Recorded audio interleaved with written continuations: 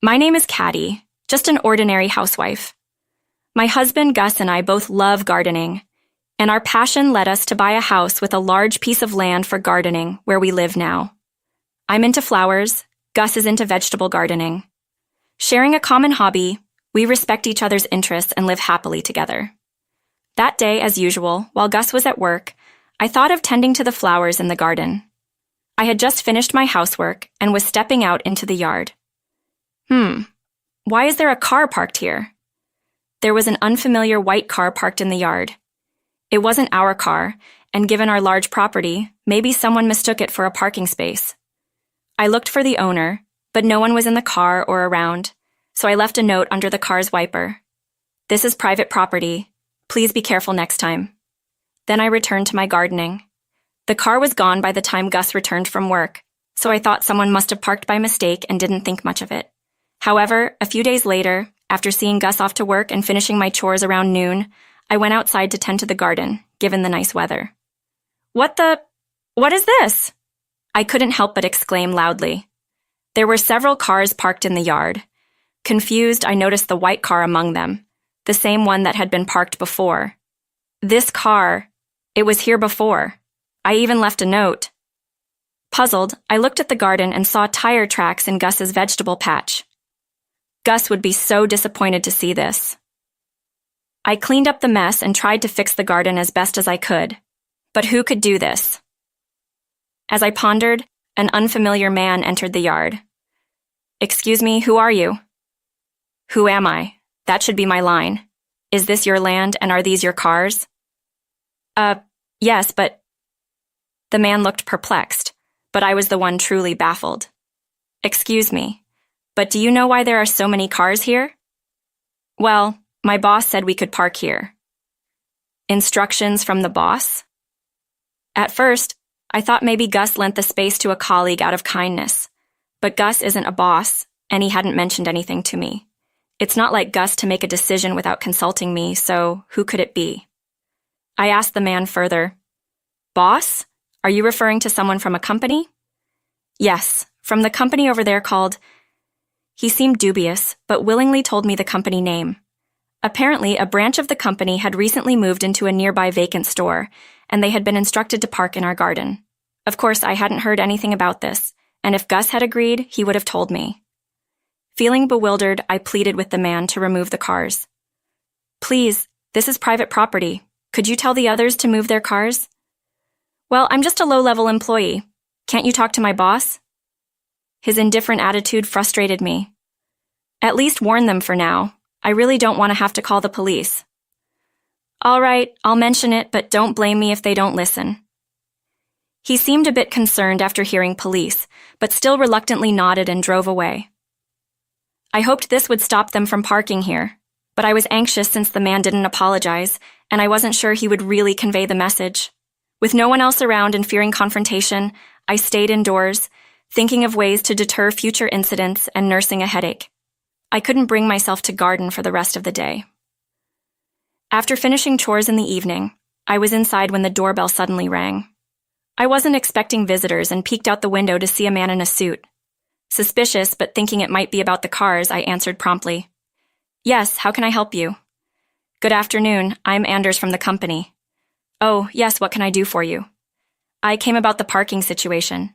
It's inconvenient for us if you move our cars just because it suits you. Huh?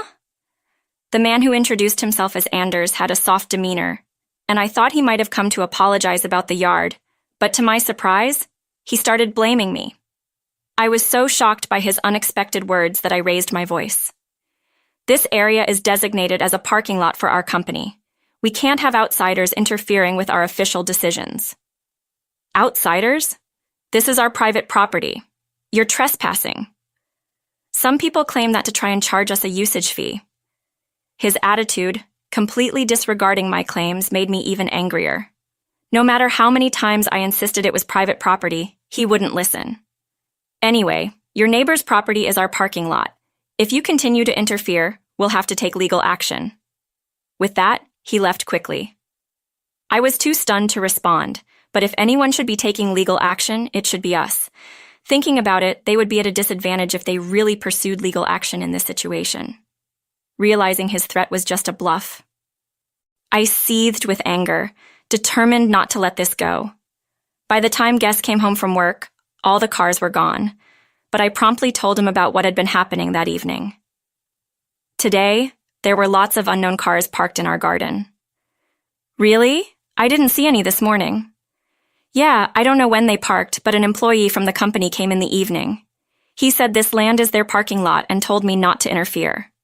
What? Don't they know it's private property? I told them, but they wouldn't listen. They said people claim that to charge a parking fee. Our garden was ruined. What should we do? Hearing my story and seeing the state of the garden, Guess was very angry. His carefully tended vegetables had been damaged, which was understandable. However, pursuing legal action would be time-consuming and costly. We couldn't just move the cars ourselves, as that would be illegal. For now, we decided to see what they would do next and place a sign in the garden asserting it was private property and warning of legal action and a substantial financial claim if trespassed. Guess set up the sign on his day off, but to put it simply, it had no effect. Cars were still parked in the yard, and the sign was moved aside as if it were an annoyance, carelessly thrown away. Some of my carefully tended flowers were trampled, and pots were knocked over. I couldn't properly maintain the garden with the cars in the way, but I tried to clean up what I could. Employees coming to get their cars would laugh at me from a distance. Lady, this is our parking lot. If you make a garden here, it's a problem for us. Yeah, and about that sign, our boss said it's legally invalid. Better demolish it if you don't want to get sued. Their appalling words stung as they got into their cars and drove off. Despite my warnings, they continued to disregard them, ruining my beloved garden and hurling unjust insults. These days wore heavily on me, and Guess noticed how tired I was becoming. Caddy, maybe you should stop going out to the garden for a while. Neither your flowers nor my vegetables will matter until we resolve this situation. I had been visiting the garden daily, concerned about the flowers and Guess's vegetables, but I nodded tearfully at his words. As just a housewife, I felt powerless and burst into tears, but Guess encouraged me repeatedly. It's okay. You've taken care of the garden. Let me handle it from here. I have a plan. Saying this, he gently stroked my back reassuringly. Trusting Guess's words, I decided to leave the matter in his hands. As he suggested, I stopped going to the garden and spent my afternoons inside. The sight of the cars parked in the garden, visible from the window, pained me, and the thought of the garden being further destroyed troubled me. But I endured, focusing on resolving this issue. A few days later, the man named Anders from the company came to our house again. Excuse me, I'm from the company. What's with that sign you've put up? What do you mean, what's with it? It's our private property. We're simply asserting our rights. Look, it's already decided by our company. I told you not to interfere, didn't I? His attitude still suggested he felt superior, and honestly, it was a bit overwhelming. I was at a loss for words against someone who wouldn't listen, but fortunately, Guess, who was off work, came out from the back and stepped up to the entrance. Oh, so you're from the company? Yes, I'm Anders. Are you her husband? Your wife is causing us trouble. This could lead to a lawsuit, you know. A lawsuit? Go ahead, but you'll be at a disadvantage. Anders, who had started blaming me and threatening a lawsuit, was firmly rebutted by Guess. Anders seemed momentarily lost for words, but he maintained his assertive stance. Our lawyers are excellent. Don't be mistaken. You're going to lose. Oh, really? Would you care to elaborate on that? That's confidential. You should just give up. Anders remained arrogant, showing no signs of backing down. Guess sighed deeply, seemingly fed up. Then we'll have to sue you. What you're doing is clear trespassing. We'll be claiming damages. Proof that this is your land? I didn't expect someone from your company to be this foolish. Huh? Anders, who had been smirking, thinking there was no proof, suddenly looked displeased when his company and he were criticized. He raised his voice and scowled unhappily. More insults? You should just give up. Guess replied to Anders, who seemed to think he had gained an advantage. Insults? I'm just stating facts. I can't show proof right now, but it's easily obtainable. To not know that is just foolish. Anders was taken aback by Guess's firm stance, still keeping his scowl. Guess continued. Anders, remember that our company might need your services someday. Your company is a subcontractor for us, right? What? Didn't know your company works under mine? Hearing this, Anders turned pale. Indeed, Guess ran a sizable company and had the power to choose contractors.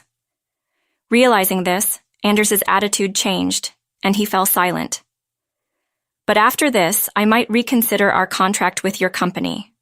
The quality of your products has been poor, and I only continued the contract out of respect for the previous CEO. Anders seemed to sense trouble and became more submissive. I'm sorry, it seems we misunderstood. We'll drop the lawsuit and move the cars right away. No, it's fine. You must be struggling to find parking. You can park at our place. Guess's words seemed considerate, but they were laced with sarcasm, far from his true feelings. The man, realizing the situation, stayed pale and repeatedly apologized, saying words of sorry he had never uttered before. I cannot let this slide. I'll have all the cars moved immediately, so please don't worry about it. Soon you won't be coming to that company anymore. It's just a matter of patience, Guess said with a cheerful smile, and the man apologized several times before getting into his car and driving away. Then several male employees followed suit, entering the cars lined up in the yard and driving off one by one. It seemed Anders had finally given the instruction. Since then, cars stopped parking in our garden, but Guess wasn't planning to let this go. Later, a meeting was held at our house with the president of the company and Anders. Thank you for coming. I wanted to discuss the trouble we had with your employee Anders. I'm so sorry. We will certainly hold him accountable. The president of the company, being a subcontractor to Guess's company and at risk of losing business, was entirely apologetic and showed no sign of defiance. It turns out the president hadn't been informed about the parking issue. It was Anders's unilateral decision. Now the head of a new branch, Anders, pale as if he might collapse at any moment, apologized repeatedly like the president. It's unfortunate, but we have to consider the illegal occupation of my land, the destruction of plants and pots, and the threats of a lawsuit. It's difficult to continue relations under these circumstances. I'm truly sorry. We'll definitely hold Anders accountable. Please, just don't cancel our contract. It's not just about accountability. Even if it hasn't harmed our company, can you expect us to trust you after such serious criminal behavior? Guess firmly rejected the repeated apologies, expressing a resolute refusal to forgive. Eventually, it was decided to terminate the contract with the company and settle without a lawsuit. But Guess demanded as much compensation as possible. Anders was, of course, dismissed, and many of his subordinates, influenced by him or displaying poor work attitudes, were suspended. The tenant space where the branch had been became vacant again, and peace finally returned to our home. Despite losing many valuable things due to this ordeal, Guess and I have started our gardening anew, enjoying our shared hobby together once again.